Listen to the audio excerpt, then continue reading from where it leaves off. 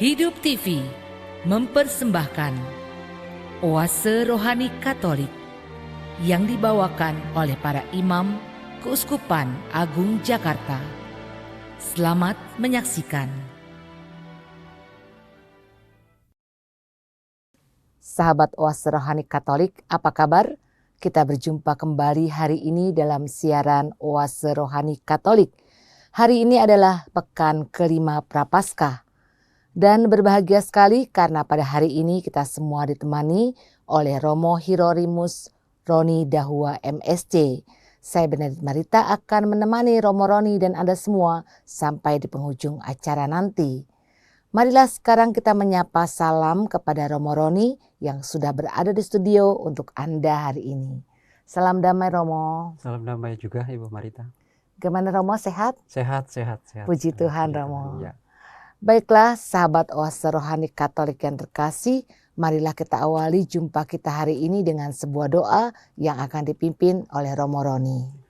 Marilah kita berdoa dalam nama Bapa dan Putra dan Roh Kudus. Amin. Tuhan Allah Bapa kami yang Maha Pengasih dan Penyayang, sumber kehidupan dan keselamatan kami bersyukur dan berterima kasih kepadamu atas anugerah kehidupan yang Kau berikan kepada kami.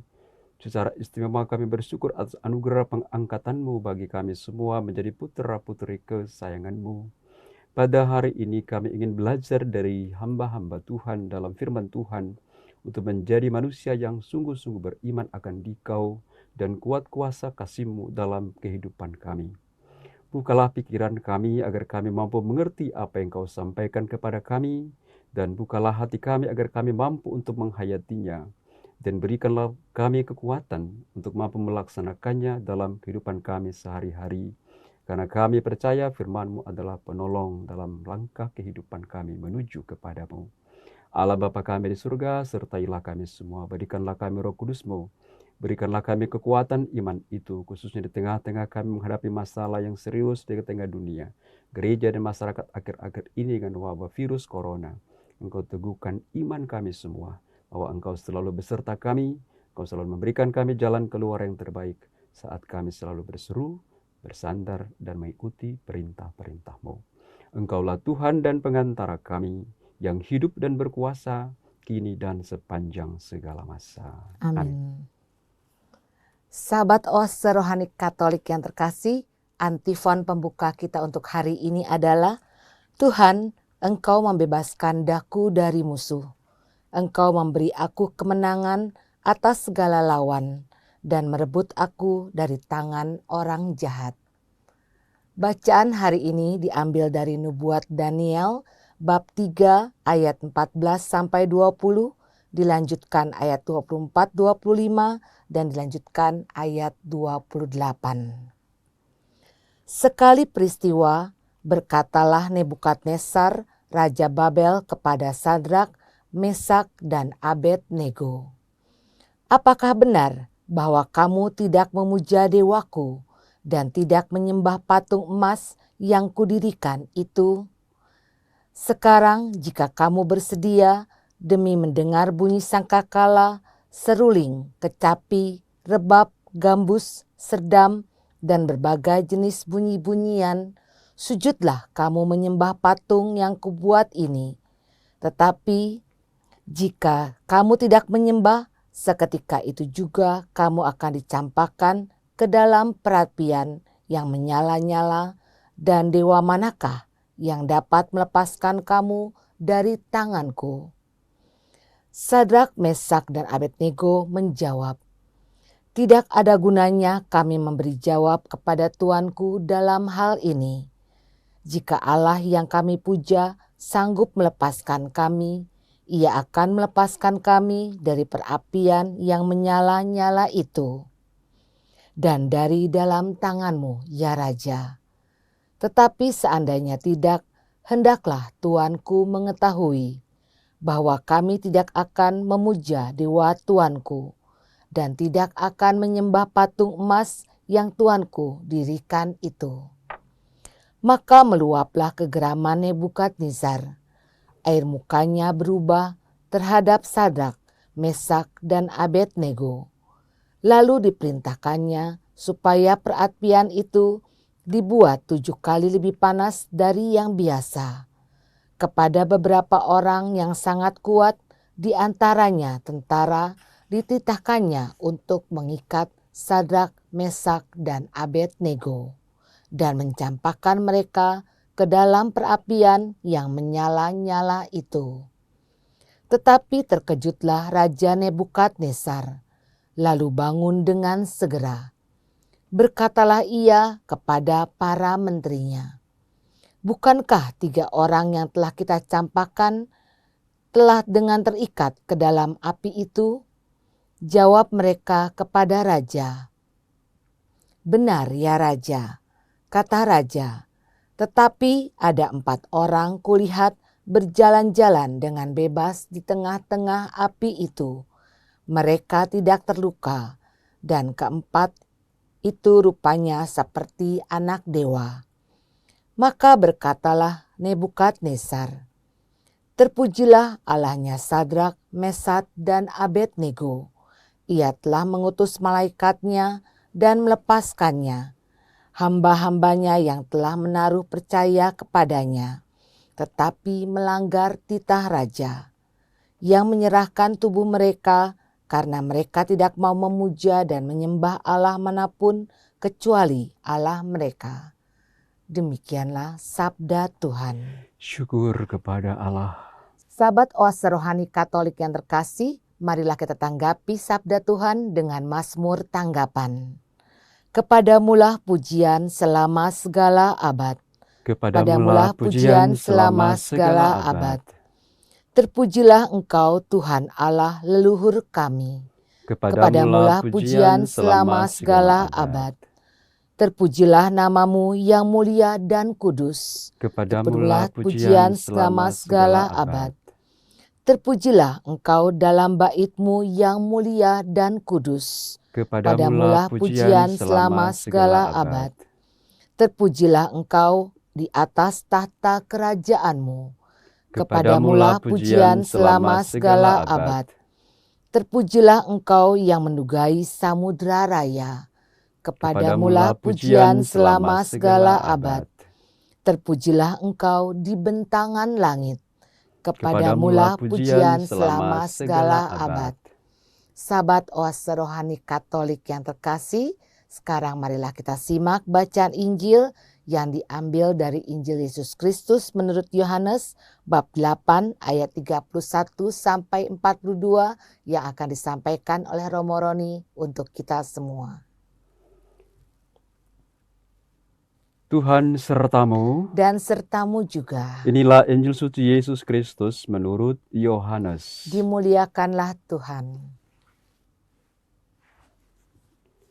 Sekali peristiwa Yesus berkata kepada orang-orang Yahudi yang percaya kepadanya, "Jikalau kamu tetap dalam firman-Ku, maka kamu benar-benar murid-Ku, dan kamu akan mengetahui kebenaran, dan kebenaran itu akan memerdekakan kamu." Jawab mereka, "Kami adalah keturunan Abraham dan tidak pernah menjadi hamba siapapun. Bagaimana engkau dapat berkata, kamu akan merdeka?" Kata Yesus kepada mereka, "Aku berkata kepadamu, sesungguhnya setiap orang yang berbuat dosa adalah hamba dosa, dan hamba tidak tetap tinggal di rumah, yang tetap tinggal dalam rumah adalah anak. Tetapi apabila anak itu memerdekakan kamu, kamu pun benar-benar merdeka. Aku tahu bahwa kamu adalah keturunan Abraham, tetapi kamu berusaha untuk membunuh aku karena firman-Ku tidak beroleh tempat di dalam kamu. Apa yang kulihat pada Bapa, itulah yang kukatakan. Seperti halnya kamu melakukan apa yang kamu dengar dari Bapa-Ku." Jawab mereka kepadanya, "Bapa kami adalah Abraham." Kata Yesus kepada mereka, "Sekiranya kamu anak-anak Abraham, tentulah kamu mengerjakan pekerjaan yang dikerjakan oleh Abraham. Tetapi yang kamu kerjakan ialah berusaha membunuh aku. Aku seorang yang mengatakan kebenaran kepadamu, yaitu kebenaran yang kudengar dari Allah. Pekerjaan yang demikian tidak dikerjakan oleh Abraham.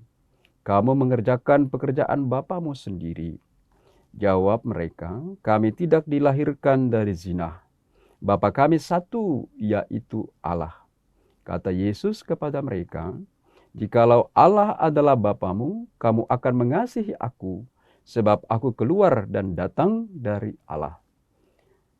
Dan aku datang bukan atas kehendakku sendiri, melainkan Dialah yang mengutus aku. Demikianlah Injil Tuhan. Terpujilah Kristus. Sahabat Oase Rohani Katolik yang terkasih, setelah kita menyimak firman-firman Tuhan pada hari ini, marilah sekarang kita simak bersama permenungan yang akan disampaikan oleh Romo Roni kepada kita semua. Romo, dari firman-firman Tuhan hari ini, kiranya permenungan apa yang disampaikan kepada sahabat Oase Rohani Katolik yang terkasih? Baik, terima kasih Ibu Marita, sahabat Oase Rohani Katolik yang terkasih dalam Tuhan kita Yesus Kristus. Adapun tema permenungan kita pada kesempatan ini dari dua bacaan yang kita dengarkan, yaitu menjadi manusia beriman yang sesungguhnya. Ada banyak manusia beriman, tetapi kita harus jujur mengaku bahwa ada manusia beriman tetapi tidak beriman dengan sesungguhnya. Itu berarti beriman yang sesungguhnya itu adalah punya kriteria, ada standar, ada nilai-nilai, ada kualitas-kualitas yang ditampakkan dalam kehidupan kita. Ketika kita menjadi Katolik, kita sudah beriman. Ketika kita dibaptis, kita sudah menjadi anak Allah. Tetapi pertanyaannya adalah, apakah kita sudah beriman sungguh-sungguh atau belum? Sudah menjadi orang Katolik yang sesungguhnya atau belum? Sudah menjadi anak Allah yang sesungguhnya atau belum? Dan disinilah kita berjumpa dengan sebuah kerinduan untuk semakin mengenal nilai-nilai apa yang harus kita miliki sebagai orang beriman, agar kita sungguh-sungguh menampakkan bahwa kita ini orang-orang yang percaya pada Tuhan, yang mengandalkan Tuhan, yang hidup dari firman Tuhan sebagai kebenaran dan sumber kehidupan kita yang sejati. Kalau kita menyimak bacaan yang pertama tadi, ada 3 putra yang luar biasa, yaitu Sadrak, Mesak, dan Abednego. Ini mereka menunjukkan orang beriman yang sungguh-sungguh. Mereka bukan hanya sekedar beriman, tapi mereka wujudkan dalam sebuah komitmen, dalam sebuah keberanian untuk membela iman itu di hadapan Raja Nebukadnezar dan perwira dan pasukannya yang meminta mereka untuk, mari kamu menyembah patung yang saya buat. Tapi bagi ketiga orang ini mereka katakan, kami tidak mau menyembah, karena yang kami sembah hanya satu, yaitu Allah kami. Karena mereka percaya bahwa Allah mereka itu sanggup untuk menyelamatkan mereka, sanggup melepaskan mereka, dan sanggup membuat mereka itu mengalami kemenangan di hadapan Raja. Bahkan Raja Nebukadnezar pun pada akhirnya ikut menyembah Allah dari Nebukadnezar, Sadrak dan Abednego ini. Nah, saudara-saudari pemirsa Oase Rohani Katolik yang terkasih, bacaan pertama ini memberi pelajaran yang indah untuk kita sekalian. Untuk menjadi beriman yang sesungguhnya, pertama, kita harus sungguh-sungguh tahu siapakah Allah yang kita imani itu, siapakah Allah yang kita sembah itu, siapakah Tuhan yang kita percaya itu, dan itu harus benar-benar ada di dalam hidup kita, ada di dalam diri kita, bukan hanya dalam pikiran, bukan hanya dalam perkataan, tapi juga ada dalam hati, dan pada waktunya kita wujudkan dalam perbuatan, dalam keputusan-keputusan, dalam pilihan-pilihan hidup kita yang harus kita tampakkan secara nyata di saat kita menghadapi tantangan, kesulitan, dan pergumulan. Contoh, saat-saat ini kita masih dihadapkan dengan wabah virus corona. Menjadi keprihatinan dunia, gereja, dan banyak orang menjadi takut, banyak orang menjadi khawatir, banyak orang menjadi was-was, bahkan banyak orang menjadi ragu-ragu akan kehadiran Tuhan di dalam kehidupan mereka. Terlebih ketika gereja-gereja ditutup, ketika ekaristi itu dibatasi, ketika segala sesuatu berhubungan dengan doa-doa kita batasi, orang-orang mulai bertanya, di manakah iman percaya kita pada Tuhan? Di manakah kekuatan kita? Nah, disinilah ketiga orang ini memberi teladan yang baik untuk kita sekalian. Dalam menghadapi kesulitan, tantangan, pergumulan yang mengancam kehidupan kita sekalipun, mereka tidak takut. Karena mereka tahu bahwa Allah yang mereka percaya itu adalah Allah yang kuasa. Allah yang sanggup selamatkan hidup mereka dari ancaman kematian, yaitu Nebukadnezar dan pasukan yang mengancam mereka. Jadi bacaan pertama ini sekali lagi memberi pelajaran yang sangat indah untuk kita sekalian. Orang beriman yang sesungguhnya adalah orang beriman yang tahu bahwa Allah yang dia percaya itu adalah Allah yang sanggup menyelamatkan kehidupannya. Yang kedua dari bacaan pertama ini yang bagus untuk kita pelajari adalah selain mengakui Allah kita adalah Allah yang hidup, Allah yang berkuasa.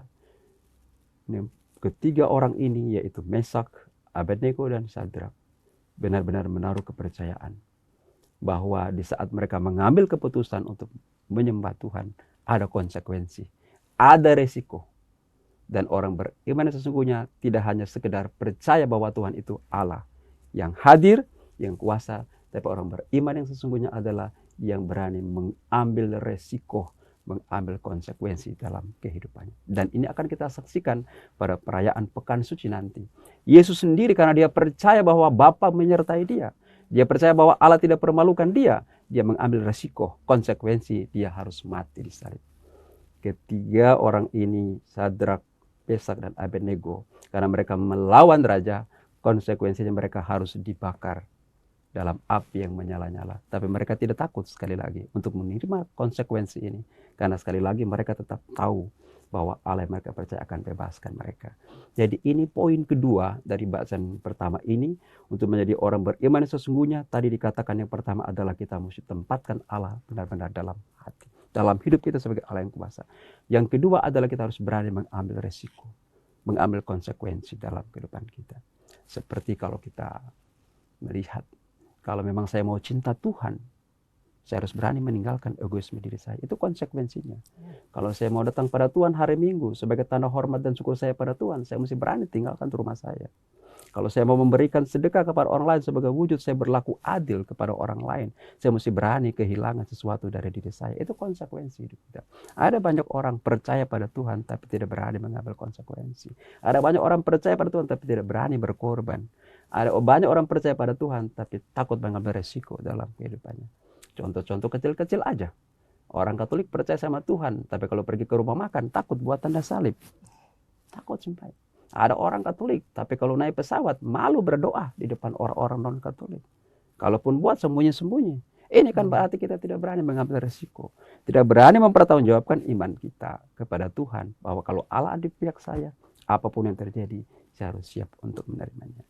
Dan pelajaran ketiga dari bacaan pertama ini yang bagus untuk kita ambil adalah Sadrak, Mesak dan Abednego sebagai orang beriman yang sesungguhnya adalah mereka mampu menghantar orang lain kepada Allah. Jadi orang beriman yang sesungguhnya itu adalah orang beriman yang mampu menghantar sesamanya untuk mengenal Allah yang mereka sembah, yaitu Allah yang hidup. Ada banyak orang Katolik beriman, datang ke gereja, ikut kegiatan rohani, ikut kelompok-kelompok doa, tapi hidupnya tidak mengantar orang untuk berjumpa dengan Allah. Bahkan semakin jauh. Karena apa? Mereka berdoa, tapi berdoa hanya di bibir aja. Berdoa hanya dengan kata-kata saja. Tapi hati mereka sebenarnya jauh dari Tuhan. Iri hati, kesombongan, kedengkian. Sehingga apa artinya beriman seperti ini? Kalau pada akhirnya hidup kita itu tidak membawa orang kepada Tuhan. Sama seperti Yesus. Dia percaya akan Bapaknya. Dia menerima konsekuensi wafat di salib. Tujuannya apa? Supaya hidupnya itu bisa mengantar orang kepada Bapa di surga. Untuk apa? Mengalami kasih Allah dan memperoleh keselamatan dari Tuhan. Saya kira ini bacaan pertama punya pesan yang sangat bagus untuk kita renungkan. Iya. Beriman yang sesungguhnya. Iya, terima kasih Romo. Mesak, Sadrak dan Abednego, iman seperti apakah yang mereka miliki ketika mereka akan dimasukkan ke dalam api, Romo, oleh Raja Nebukadnezar? Ya, jadi ketiga orang ini memang Sadrak, Mesak dan Abednego ini memiliki iman yang memang sungguh-sungguh berakar di dalam hati. Imannya sungguh-sungguh memang berakar dalam diri. Ada banyak orang beriman tapi ketika ya seperti air di dalam talas itu mudah goncang. Banyak orang Katolik kadang suka jajan sana, jajan sini, dengar sana. Akhirnya hidupnya terombang-ambing. Ketika orang ini beriman, sungguh artinya beriman memang yang sungguh-sungguh mengalami Allah dalam hidup mereka. Memang yang tidak hanya dalam pikiran mereka tahu tentang Allah, tapi dalam hati mereka tahu tentang Allah dan kehidupan mereka sungguh-sungguh semua dipenuhi. Sehingga waktu mereka dimasukkan dalam tanur api, mereka nggak takut. Karena mereka tahu bahwa hidup kami ini adalah Allah sendiri. Hidup kami adalah kuat kuasa Allah yang membuat kami seperti ini. Seperti itu. Ada banyak orang Katolik, apalagi akhir ini ya, zaman sekarang ini. Banyak orang Katolik seperti hidup air di daun talas itu, terombang-ambing. Karena apa? Karena imannya itu tidak kuat. Bahkan saya sering katakan juga kadang kepada kelompok-kelompok doa, kadang kita punya beriman itu seperti beriman telepon. Kadang kalau kita ada kegiatan, kita teleponan. Kamu mau hadir nggak? Enggak. Kalau gitu saya juga enggak deh. Atau kamu hadir nggak? Romonya siapa sih? Oh, Romo ini. Aku nggak mau pergi. Aku juga enggak. Jadi kadang kita punya itu iman ikut-ikutan. Iman ikut-ikutan. Iman ajakan. Iman bujukan orang. Kita tidak belajar menjadi seperti Mesak, Sadrak dan Abednego ini. Beriman itu dari kedalaman hati mereka. Dari pengalaman bahwa memang Allah itu sungguh-sungguh hadir. Sungguh-sungguh hidup. Sehingga apapun tantangannya, mereka tetap percaya bahwa Allah itu ada. Saya kira iman ini harus kita temukan. Ya, terima kasih Romo. Romo, bagaimanakah Sadrak, Mesak, dan Abednego itu bisa selamat dan mereka seperti menari-nari di dalam api ketika dimasukkan ke dalam api itu, Romo? Ya, itulah ini kehebatan dari ketiga orang ini ya. Dalam api pun mereka tetap merasa sukacita. Mereka tetap menari-nari. Karena mereka sudah dari awal sudah katakan, kami lebih baik menyembah Allah kami daripada kami menyembah raja. Karena mereka tahu bahwa Allah mereka itu Allah yang menolong, Allah yang mengasihi, Allah yang menyelamatkan. Jadi mereka itu tidak merasa khawatir. Bahkan di dalam tanur api pun mereka justru menari-nari untuk membuktikan kepada raja dan kepada para pengikutnya bahwa dimanapun kamu tempatkan kalian, apapun yang kamu berikan pada kalian, kami tidak takut karena sebentar ada orang yang selamatkan kami. Itulah sebabnya kan terlihat ada 4 orang di situ. 3 tambah 1. 1 itu siapa? Saat itu Allah, yaitu Tuhan yang siap untuk selamatkan mereka. Jadi saya kira pengalaman 3 orang ini luar biasa. Supaya kita pun di tengah-tengah kesulitan, pergumulan, tantangan, termasuk wabah virus corona sekarang yang orang katakan mematikan itu. Kalau kita sungguh-sungguh percaya Tuhan ada di pihak kita, dan kita sungguh-sungguh percaya untuk mau bangun relasi dekat dengan Tuhan, mendengarkan Dia, semuanya pasti mungkin terjadi. Kita bisa diselamatkan. Seperti itu. Apakah implementasinya untuk manusia zaman sekarang, Romo? Itu. Jadi itu tadi. Jadi implementasi untuk manusia zaman sekarang tadi yang saya katakan. Kita memang manusia zaman sekarang ada begitu banyak tawaran-tawaran dunia. Ada begitu banyak pilihan-pilihan. Dan ada begitu banyak masalah-masalah yang datang silih berganti. Yang kadang membuat iman kita itu longgar. Iman kita itu mudah rapuh. Iman kita itu goyah. Oleh karena itu, ketiga orang ini memberikan pesan yang istimewa tadi yang saya katakan. Itu bahwa marilah kita membangun iman di atas dasar kekuatan diri kita sendiri. Atau pengalaman rohani. Karena itu semakin dekat dengan Tuhan, semakin banyak mengalami Tuhan, semakin banyak melihat pergumulan penuh hidup itu, hendaknya iman kita semakin dikuatkan. Seperti corona ini bukan hanya persoalan kemanusiaan aja ini, tapi corona ini juga adalah masalah iman. Kita mempertaruhkan iman kita. Iman kita ditantang. Iman kita itu diuji. Iman kita itu dibakar. Iman kita itu dimurnikan. Apa dengan masalah ini? Kita semakin dekat dengan Tuhan ataukah kita semakin meragu-ragukan Tuhan? Di saat gereja-gereja ditutup, ekaristi dibatasi, komuni dibatasi, diatur dan sebagainya. Apakah ketika peraturan-peraturan ini diadakan, apakah iman kita semakin tumbuh atau justru semakin surut? Jadi untuk kita dewasa ini memang di tengah-tengah tantangan, kesibukan, pilihan-pilihan hidup yang begitu banyak, memang kita harus berani seperti ketiga orang ini. Mendengarkan suara hati Allah. Mendengarkan kuasa Allah dalam hati yang selalu memberikan kita kekuatan untuk jangan takut, jangan takut, jangan takut. Aku menyertai kamu sampai akhir zaman. Itu kan janji Tuhan untuk kita semua kok. Dan itu kan sudah dibuktikan. 3 orang ini benar-benar dipenuhi dengan janji Tuhan itu. Aku sertai kamu. Dan mereka selamat dari tanur api itu. Ya. Makasih Romo. Romo, apakah hubungannya antara Mazmur tanggapan pada hari ini yang sangat singkat Romo dengan bacaan pertama? Nah itu, jadi sekali lagi Mazmur ini bagus sekali. Mengapa? Supaya ketika kita mengalami Allah itu punya kuasa dan kasih Allah itu selalu ada beserta kita, dan bahwa penyertaan Tuhan itu selalu melingkupi kita, tidak ada pilihan lain dalam hidup kita. Mari kita puji Tuhan sampai selama segala abad. Puji Tuhan. Ini memang Mazmur bagus sekali. Jadi ketika Nebukadnezar mengalami pengalaman diselamatkan oleh Tuhan, ya, di atas, Mazmurnya bagus. Kepadamulah pujian selama segala abad. Artinya Mazmur ini mengajak kita sekalian, mari kita puji Tuhan di atas segala-galanya. Kita tempatkan Tuhan di atas segala-galanya. Dia harus menjadi pribadi nomor 1. Nggak ada pilihan yang lain dalam hidup kita. Sehingga saya itu ketika wabah virus corona ini merebak, saya itu dalam khotbah-khotbah kepada umat, saya katakan, mari kita tempatkan iman itu nomor 1.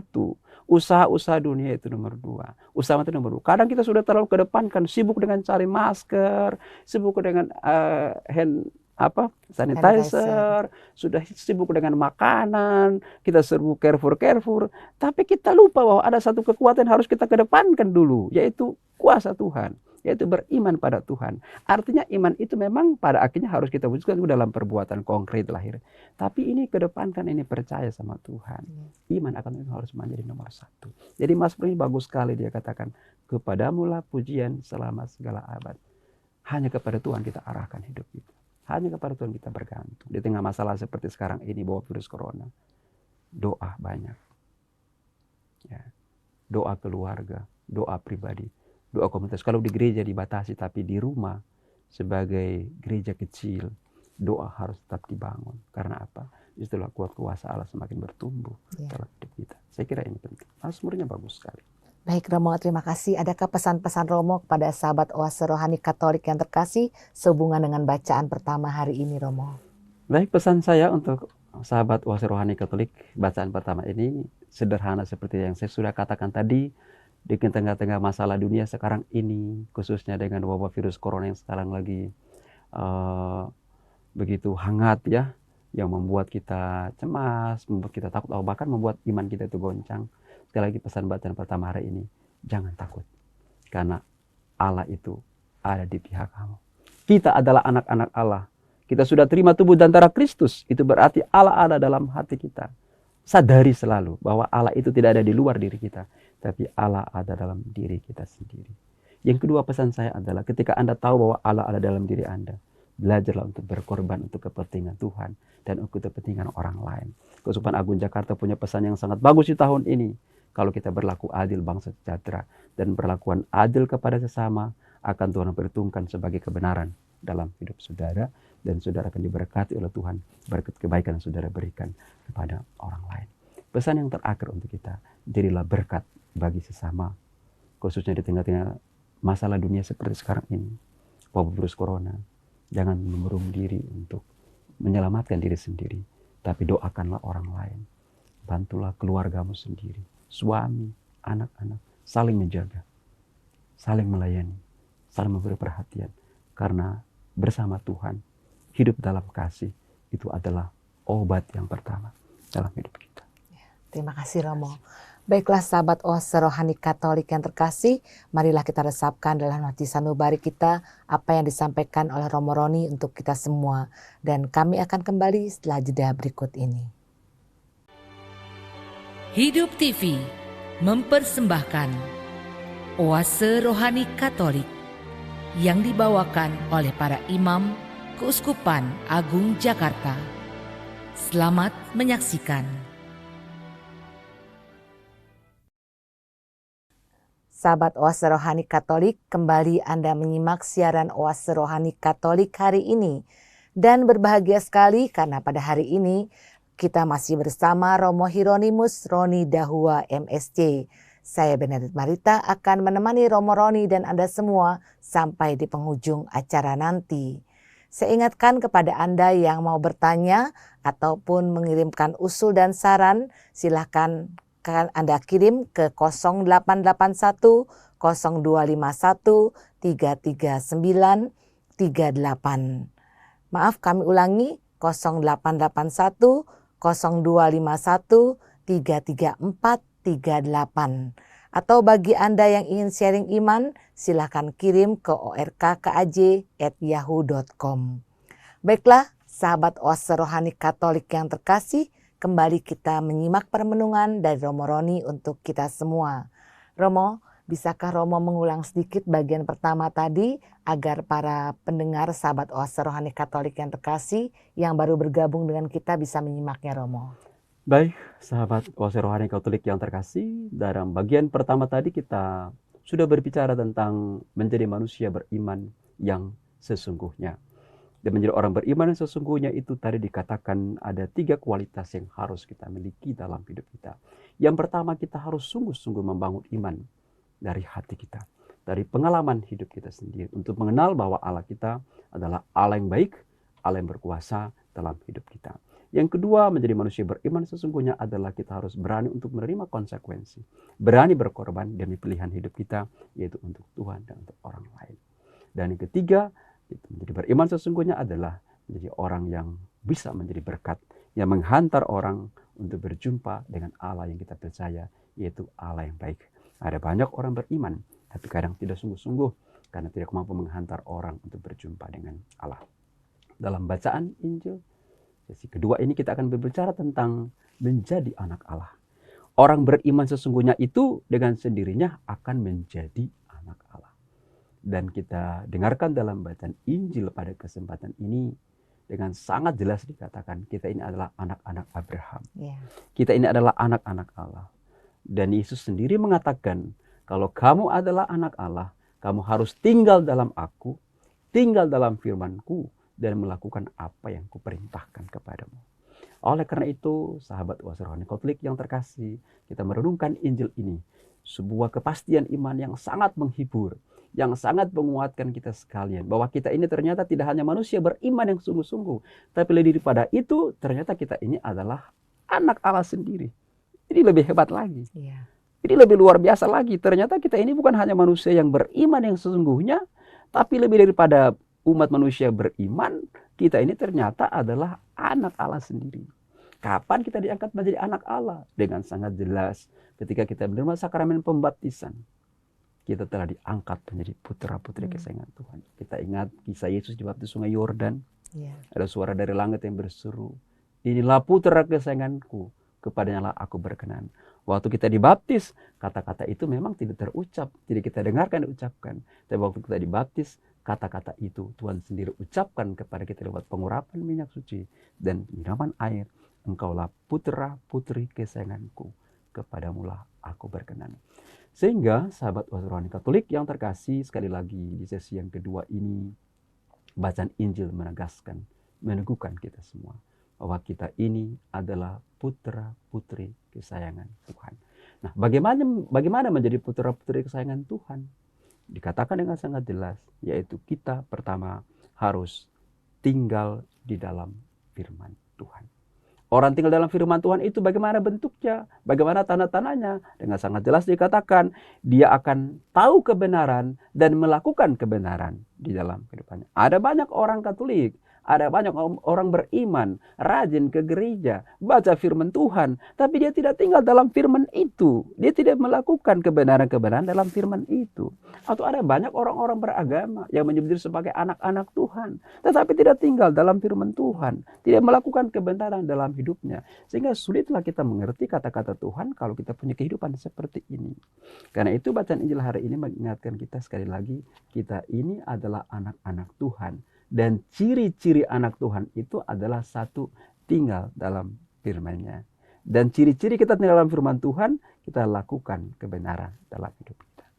Yang kedua, dengan sangat bagus Injil itu mengatakan kepada kita semua, bahwa anak-anak Tuhan itu dia adalah yang mendengarkan Tuhan. Ada banyak anak-anak Tuhan datang ke gereja, tapi tidak mendengarkan. Dia dengar suara tapi tidak mendengarkan. Adalah sebuah aktivitas untuk tidak hanya kita dengar apa yang bunyi, apa itu firman Tuhan dibacakan, tapi dengarkan artinya kita mendengarkan firman itu dan kita benar-benar membatinkan, mendagingkan, mendarah daging, mentubuhkan firman itu di dalam diri kita. Itulah mendengarkan sesungguhnya. Karena itu sekali lagi ada banyak orang beriman dengar firman Tuhan tapi hidupnya tidak berubah. Karena apa? Dia tidak batinkan apa yang didengarkan. Tidak jadikan sebagai pribadi apa yang didengarkan. Firman Tuhan hanya menjadi sebuah kata-kata saja. Firman Tuhan hanya sebuah bacaan saja yang tidak dijadikan sebagai pribadi dalam hidupnya. Karena itu sekali lagi orang beriman sesungguhnya yang adalah anak Allah itu, dia harus tinggal dalam firman Tuhan, dia dengarkan firman Tuhan itu. Dengarkan firman Tuhan itu bukan hanya pakai telinga, tapi dengarkan dengan hati. Menjadikan firman itu menjadi daging. Sama seperti firman Tuhan kan, Yohanes 1 mengatakan, mulanya adalah firman. Firman itu kemudian menjadi manusia dan tinggal di antara kita. Jadi firman Allah itu pertama-tama memang kata-kata, tapi kata-kata itu kemudian menjadi pribadi. Jadi kita alangkah bahagianya kita sudah jadi anak Tuhan, sudah beriman, kemudian firman Tuhan itu kita jadikan darah daging kita. Jadi pribadi luar biasa dalam firman kita. Sehingga sahabat Oase Rohani Katolik, bacaan Injil punya pesan sudah dua. Yang pertama kita adalah Allah, tinggallah dalam firman-Nya. Yang kedua, dengarkanlah firman Tuhan itu, dan ketika Anda dengarkan, jadikanlah firman itu menjadi pribadi yang hidup. Menjadi cara hidup. Menjadi cara kita berlaku. Menjadi cara kita bertindak dalam kehidupan kita.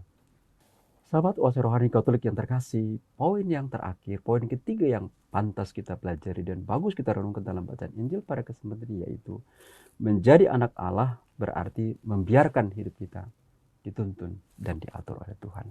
Ada banyak orang beriman, ada banyak anak-anak Allah mau mengatur hal dalam hidupnya. Mau Tuhan itu ikuti dia punya kemauan. Dia sudah berdoa sekian waktu, dia mau Tuhan jawab hari ini. Kalau Tuhan nggak jawab, saya nggak datang ke gereja. Ada banyak orang-orang gereja itu mundur dari gereja, malas gereja, karena merasa doa itu dikabulkan oleh Tuhan. Padahal Tuhan punya cara, Tuhan punya waktu menjawab doa kita. Dia Allah yang baik, dia Allah yang kuasa, dia memberi segalanya dalam hidup kita kok. Cuma persoalan kadang kita tidak mau mengikuti kehendaknya. Kita mau atur Tuhan dalam hidup kita. Padahal bacaan Injil hari ini mengatakan sangat bagus. Jikalau Allah adalah Bapamu, kamu akan mengasihi aku. Sebab aku keluar dan datang dari Allah. Dan aku datang bukan atas kehendakku sendiri, melainkan Dia yang mutlak. Yesus memberi teladan. Sebagai anak Allah, Yesus tidak ikuti dia punya kemauan diri sendiri. Tapi dia biarkan kehendak Allah yang terjadi dalam hidupnya. Jadi inilah ciri yang ketiga. Kalau kita menjadi anak Allah, kita harus biarkan kehendak Allah itu yang menuntun, yang memimpin kehidupan kita.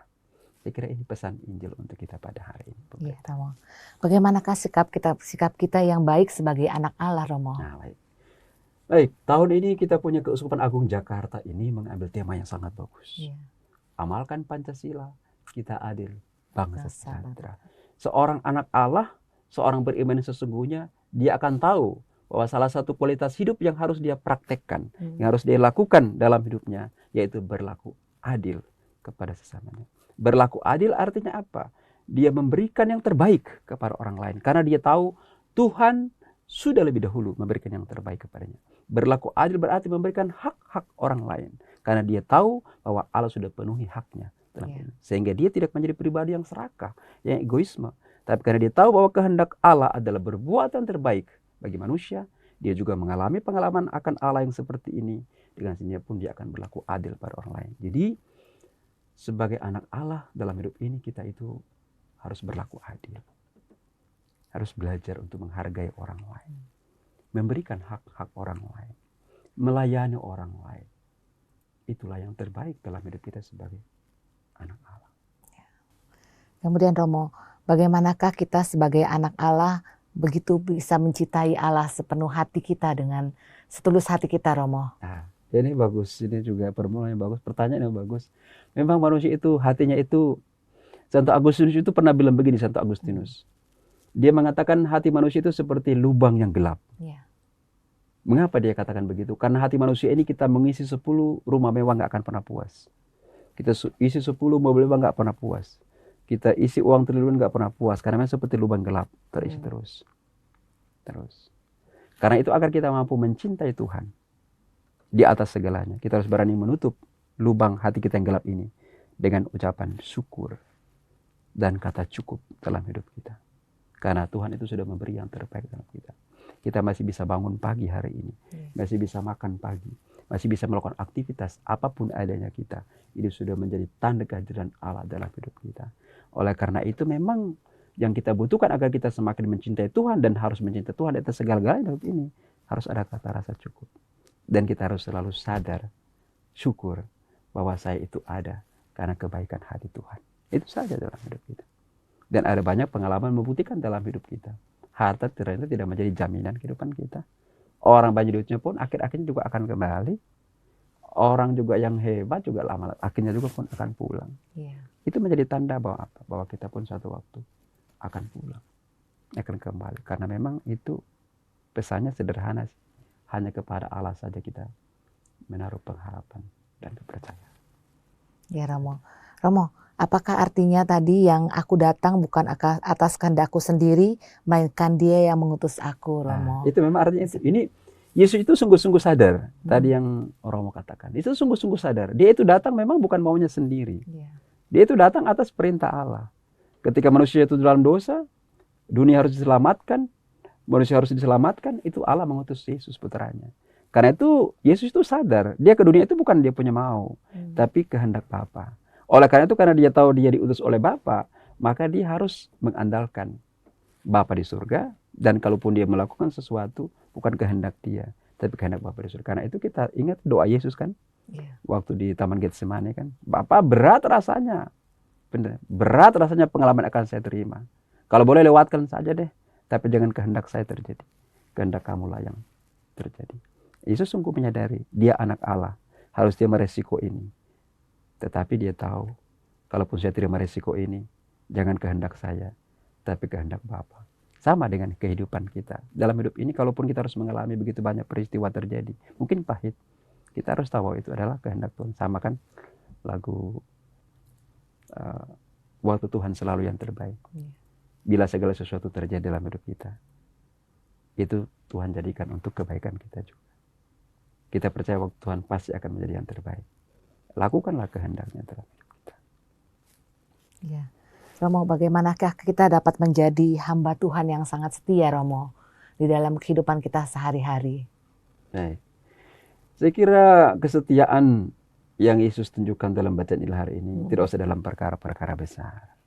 Karena kita merasa itu setia kalau kita sudah bisa bangun pagi dan ikut misa setiap pagi. Kadang kita merasa setia kalau kita sudah tinggal di rumah, nggak keluar-keluar. Kadang kita sudah setia kalau saya sudah bisa beri makan tiap hari sama orang. Kesetiaan itu kecil. Pertama, belajarlah untuk mendengarkan suara Allah dalam hati. Itu kesetiaan yang pertama. Kesetiaan yang kedua, kecil-kecil saja. Engkau bangun pagi, belajarlah untuk pertama-tama bersyukur. Karena itu yang Tuhan kehendak, bersyukur. Kesetiaan yang harus kita bangun dalam diri kita, bagaimana? Biarkan itu, Roh Tuhan itu bekerja dalam diri kita. Ya, karena itu kerajinan baca firman, mendengarkan renungan-renungan seperti ini adalah pupuk-pupuk yang bagus untuk kita belajar semakin setia pada Tuhan. Ya, seperti itu. Ya, mau tahun ini kan adalah tahun keadilan. Ya, apakah keadilan bagi bangsa sejahtera itu hanya milik orang Katolik sendiri ataukah milik orang banyak? Itu. Ingat baik-baik, keadilan itu tidak kenal agama. Ya. Keadilan tidak kenal suku. Keadilan itu tidak kenal bangsa. Tapi keadilan itu adalah untuk semua orang, bagi semua orang, dan harus dihidupi oleh semua orang. Itu kerinduan setiap manusia, lepas dari agama apapun. Tapi dalam hati setiap orang pribadi itu, dia mendudukan yang namanya keadilan. Dan rindu diperlakukan adil dalam hidupnya. Sehingga keadilan itu bukan hanya perjuangan kita, orang Katolik saja. Keadilan itu harus menjadi perjuangan seluruh dunia, seluruh bangsa, seluruh pribadi yang namanya manusia. Harus memperjuangkan keadilan. Karena keadilan itu memang jati diri kita. Hidup kita. Sebagai anak Allah, memang keadilan harus menjadi nilai yang harus kita perjuangkan. Ya, jadi sekali lagi keadilan itu bukan hanya milik orang Katolik doang. Itu keadilan adalah milik semua orang dan harus kita bagikan juga kepada semua orang. Karena itulah Keuskupan Agung Jakarta mengajak gereja-gereja, paroki-paroki itu tidak hanya berbuat adil untuk lingkungannya, tapi berlaku adil juga untuk masyarakat sekitar. Karena itu kegiatan-kegiatan tahun keadilan ini kan kita melibatkan masyarakat, lintas agama, ya, lintas suku, masyarakat. Karena membuktikan bahwa keadilan itu bukan hanya milik kita, tapi keadilan itu adalah milik semua orang. Iya, betul sekali, Mo. Kemudian, Mo, Yesus yang murah hati, kita mengumpulkan tabungan atau celengan itu manfaatnya sebenarnya untuk apa, Romo? Itu. Baik, selain manfaat-manfaat yang sudah ditentukan ya dalam panitia ya tahun keadilan ini. Tapi sebenarnya manfaat yang pertama dari kemurahan hati yang kita kumpulkan, yaitu kita mau menyadari diri. Itu manfaat pertama. Kita sadar diri bahwa saya itu ada di tengah-tengah dunia ini, bukan hanya untuk diri saya sendiri, tapi saya itu ada untuk orang lain juga. Itu manfaat pertama. Kalau kita memang kumpulkan celengan, dan nantinya akan kita berikan pada orang lain, manfaatnya adalah pertama-tama untuk menumbuhkan iman kita dulu. Membuat kita itu semakin tahu, sadar, saya itu hadir tengah-tengah dunia ini, bukan hanya untuk diri saya sendiri, tapi juga untuk orang lain. Yang kedua adalah, celengan yang saya kumpul, yang akan saya berikan pada orang lain, itu juga manfaatnya membuat nilai-nilai dalam diri itu bertumbuh. yaitu nilai kasih, solidaritas pada orang lain, biar itu menjadi bertumbuh, menjadi berkembang. Mengapa harus dikembangkan? Karena itu kan menjadi jaminan kita hidup abadi. Tadi dikatakan dalam Injil, kalau kamu tinggal dalam firman-Ku, kamu harus menuruti perintah-perintahku. Nah, perintah Tuhan Yesus itu apa? Kasihlah sesamamu seperti dirimu sendiri. Bahkan Yesus sendiri katakan dalam Injil Matius jelas, kalau kamu tolong saudara kamu yang dalam penjara, kamu tolong saudara kamu yang miskin, kelaparan, tidak punya pakaian, yang sakit, dan kamu lakukan untuk mereka sesuatu yang baik, Yesus katakan, kamu lakukan untuk aku.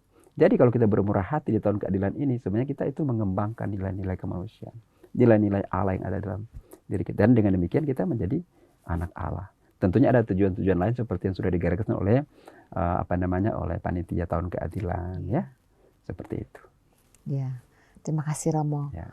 Romo, kesetiaan mereka untuk tidak berpaling dan menyembah Allah lain di dalam kisah bacaan Injil ini, Romo membuktikan bahwa manusia mencintai Allah sebagaimana apa adanya, Romo. Ya. Bagaimanakah cara manusia itu bisa mencintai Allah sebagaimana apa adanya? Memang kadang manusia itu, jadi bacaan-bacaan ini memberi kita pelajaran begini.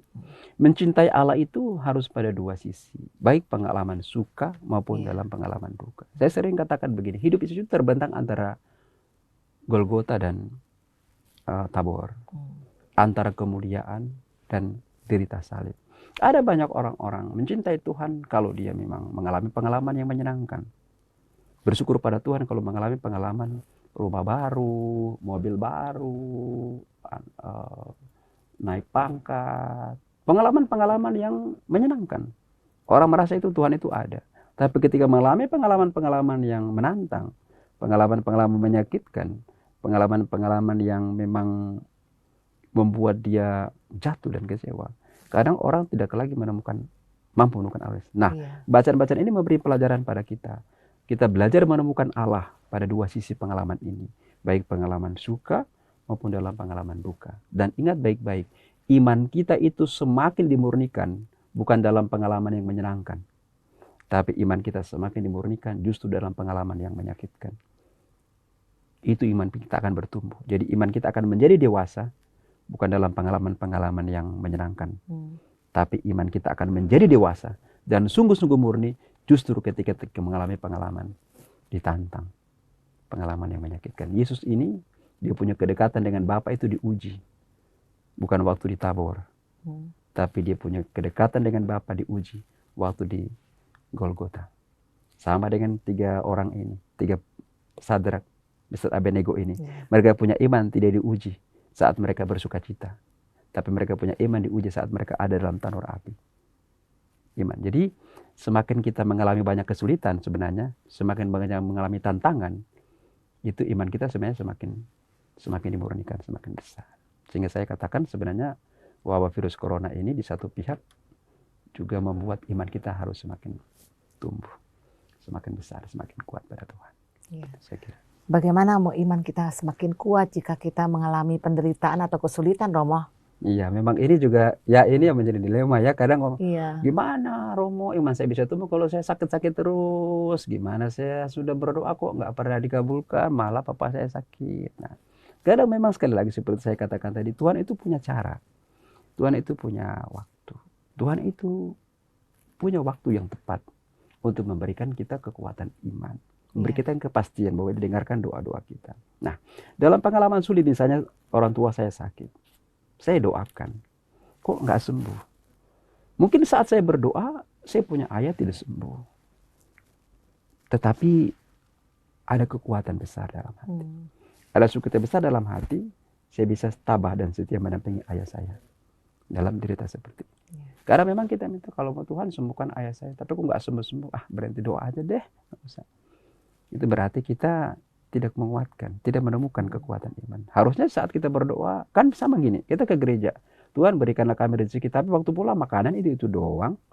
Kita pulang, Tuhan berikan saya rumah bagus, tapi juga pulang juga bertahun rumah itu doang. Tapi saat saudara berdoa, iman Anda tumbuh di mana? Saat ketika Anda berdoa, iman Anda tumbuh ketika Anda berdoa, Anda temui realitas tetap seperti itu, tapi Anda diberikan sukacita untuk selalu berbesar hati menerima hidup ini apa adanya. Itu telah buah iman dari doa Anda yang Anda sampaikan pada Tuhan. Jadi sekali lagi kadang kita manusia itu pikir Tuhan kalau saya doa 1 kasih 1 deh. Tuhan kalau saya doa 2 kasih 2 deh. Allah itu punya cara memberi. Kadang kita cuma minta 5.000 roti, dia kasih 12 bakul penuh sisanya. Lebih daripada yang kita inginkan. Karena memang Tuhan itu adalah Allah yang memang Maha Pengasih dan murah hatinya dalam hidup kita. Seperti itu saya kira. Ya, terima kasih Romo. Romo, adakah pesan-pesan Romo sehubungan dengan bacaan Injil ini untuk sahabat Oase Rohani Katolik yang terkasih, Romo? Baik, Oase Rohani Katolik yang terkasih, pesan-pesan saya yang terakhir untuk kita semua pada kesempatan ini. Yang pertama, kita harus menjadi anak Allah. Dan kita memang adalah anak Allah oleh anugerah baptis dan sakramen gereja yang telah kita terima. Yang kedua, kalau kita memang anak Allah, mari kita tinggal dalam firman-Nya. Dan kalau kita tinggal dalam firman Tuhan, tidak ada pilihan lain. Kita harus hidup dalam kebenaran. Dan lakukanlah kebenaran itu dalam hidup kita. Dan yang ketiga, kalau kita anak Allah, kita harus biarkan hidup kita dituntun oleh Bapa, dituntun oleh Allah yang akan selalu menuntun kehidupan kita kepada kebenaran. Tuhan itu tidak pernah janjikan kita hidup yang sia-sia. Tuhan akan janjikan selalu kehidupan kita yang selamat, hidup yang damai, hidup yang penuh dengan sejahtera. Saya kira ini pesan saya kepada sahabat Oase Rohani Katolik. Terima kasih. Terima kasih Romo. Ya. Baiklah sahabat Oase Rohani Katolik yang terkasih, dengan demikian Romo Hieronymus Roni Dahua MSc dan saya Bernadette Marita harus undur pamit dari ruang dengar Anda. Kami mengucapkan salam damai, tetap semangat dan tersenyum. Kita akan tutup jumpa kita dengan doa penutup dan berkat Tuhan melalui Romo Roni. Marilah kita berdoa dalam nama Bapa dan Putra dan Roh Kudus. Amin. Allah Bapa kami yang Maha Pengasih dan Penyayang, sungguh luar biasa pada kesempatan ini Engkau hadir tengah-tengah kami. Engkau meneguhkan hati kami semua anak-anak-Mu bahwa kami adalah putra-putri kesayangan-Mu. Engkau telah mengangkat kami menjadi pribadi-pribadi yang beriman dan beriman yang sesungguhnya kepada Dikau. Biarlah permenungan kami pada kesempatan ini atas firman-Mu yang sudah kami baca dan renungkan bersama-sama.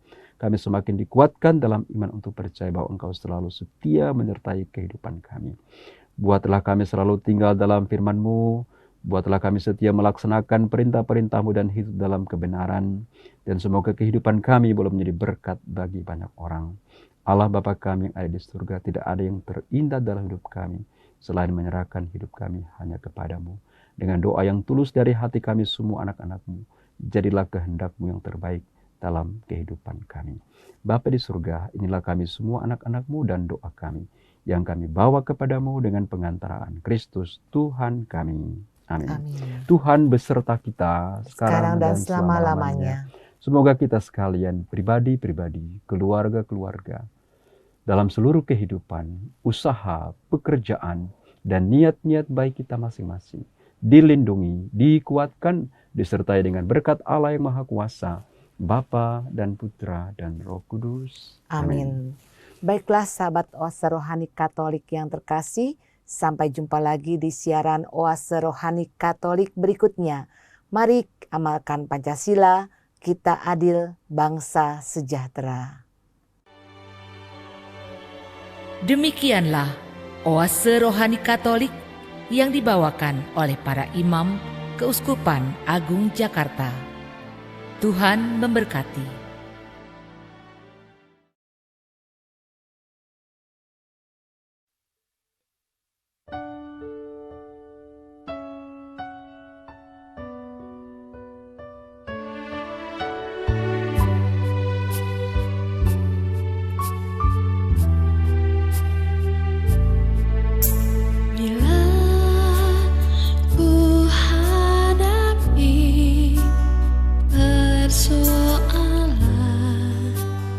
Di hidupku